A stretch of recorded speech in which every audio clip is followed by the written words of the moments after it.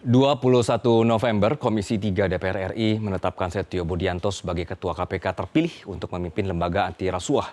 Lalu bagaimana seharusnya para pemimpin baru KPK dalam mengembalikan kepercayaan publik dalam upaya pemberantasan korupsi? Ketua Bidang Pendidikan Tinggi dan Rohaniwan Konghucu Gunadi Prabuki akan memaparkannya dalam Hikmah Siang hari ini.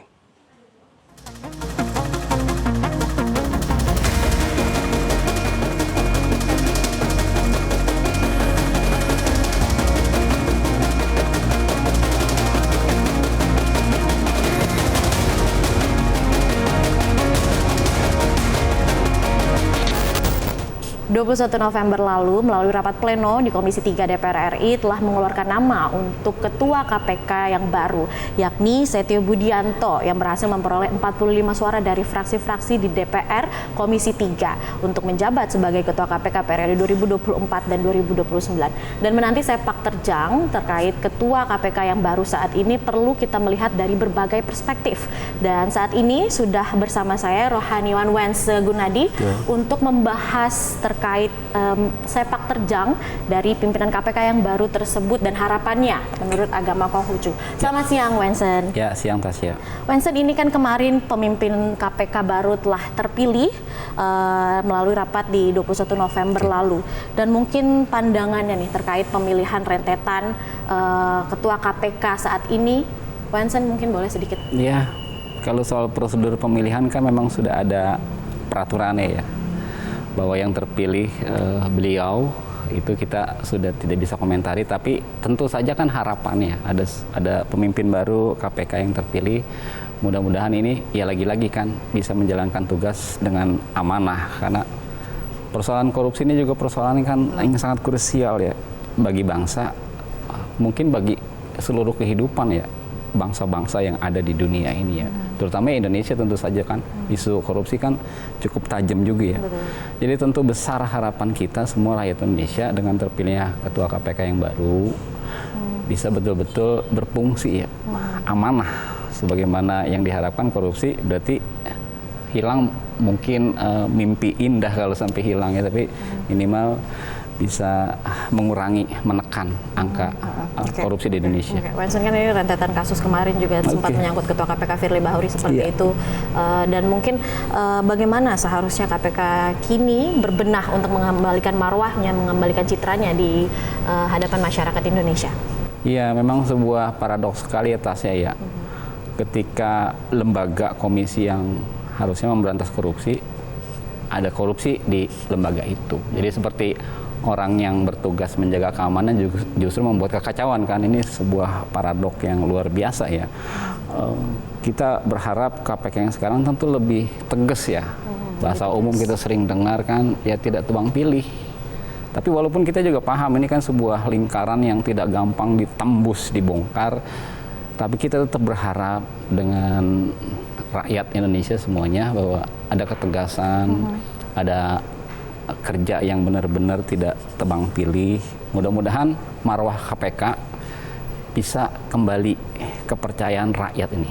Ini juga penting sekali ketika orang dikecewakan, rakyat dikecewakan dengan tindak-tindak korupsi oleh lembaga yang seharusnya memberantas korupsi.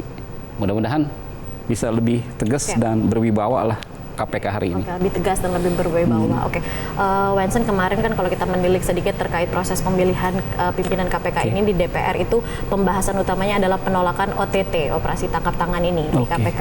Nah, sebenarnya menurut Wensen ini, dan mungkin sedikit bisa dikaitkan dengan pandangan Agama Konghucu, apakah OTT ini sebenarnya perlu untuk dilanjutkan kembali atau seperti apa, Wensen? Aku rasa kan soal OTT itu kan teknis aja, tapi yang penting itu kan korupsi terberantas. Tapi secara pribadi saya rasa OTT tetap perlu ya, karena gimana? Mungkin orang lihat OTT terlalu tidak manusiawi misalnya seperti apa. Tapi ya kalau kita pikir lagi, apakah tindakan dia korupsi itu manusiawi? Jadi saya rasa OTT harusnya sih tetap dijalankan supaya juga membuat jera ya orang ya. Kalau emang hukumannya terlalu berat, OTT teknisnya mungkin terlalu tidak kurang baik, tapi ya kita kembali lagi bahwa korupsi itu sendiri kan sangat tidak baik ya, sangat merusak ya.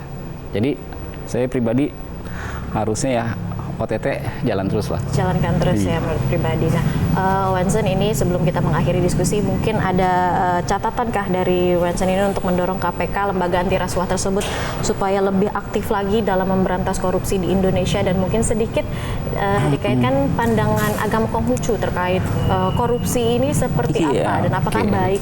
Tentunya tidak baik, tapi mungkin boleh dipaparkan. Ya, ini jadi penting ya untuk memahami benar-benar yang hasil yang kerusakan yang dibuat oleh korupsi ya. Kalau kita mau analogikan ya, korupsi itu kejahatan yang nggak biasa sih sebenarnya. Kalau kita bisa bandingkan misalnya ada kejahatan itu kejahatan atas kemanusiaan, kejahatan genosida, kejahatan perang ya, agresi ya, penguasaan dari negara atas negara lain. Itu juga kejahatan besar. Tapi kita masih bisa maklum kenapa orang melakukan itu, mungkin juga karena memang ada kepentingan negara, ada kepentingan politik.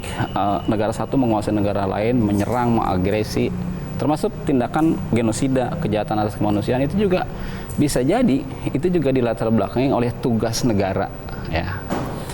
Dan bentuk kejahatannya itu bisa kelihatan betul-betul, kejahatan atas kemanusiaan, kekejamannya bisa kelihatan. Nah, tapi korupsi masalahnya, kejahatan yang merusak ini kan kepentingannya sangat pribadi.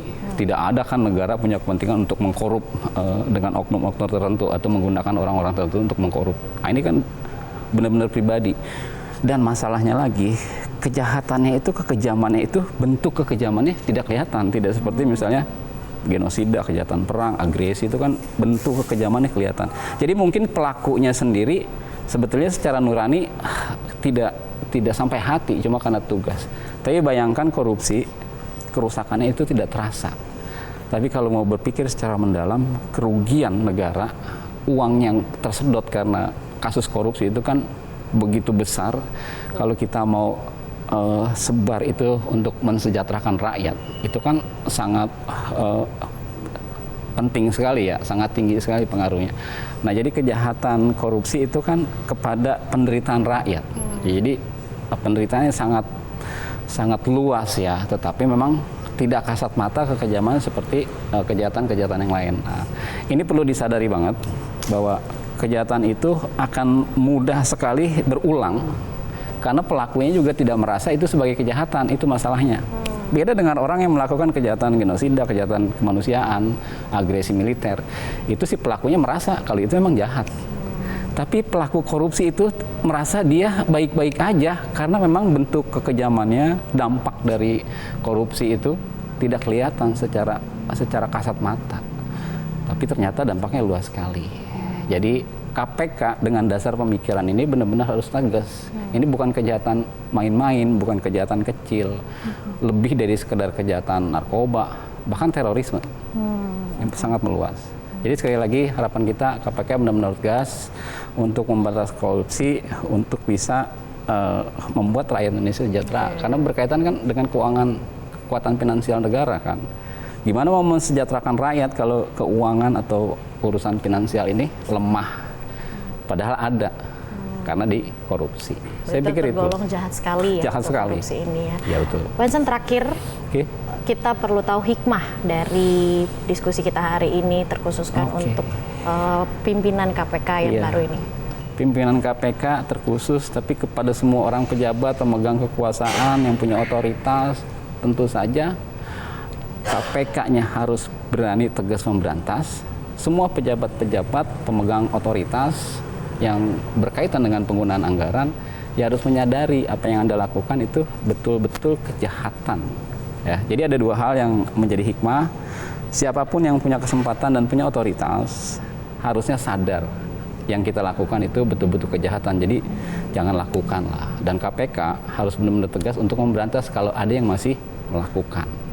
Baik, siap. Terima kasih Wensen untuk diskusi hari ini. Selamat siang Wensen. Siang Tasya. Dan pemirsa, itu dia tadi perbincangan terkait menanti sepak terjang dari pimpinan baru KPK bersama Rohanian Konghucu, Wensen Gunadi, dan kita akan bertemu lagi di Hikmah Siang selanjutnya. Jelajahi cara baru mendapatkan informasi. Download Metro TV Extend sekarang.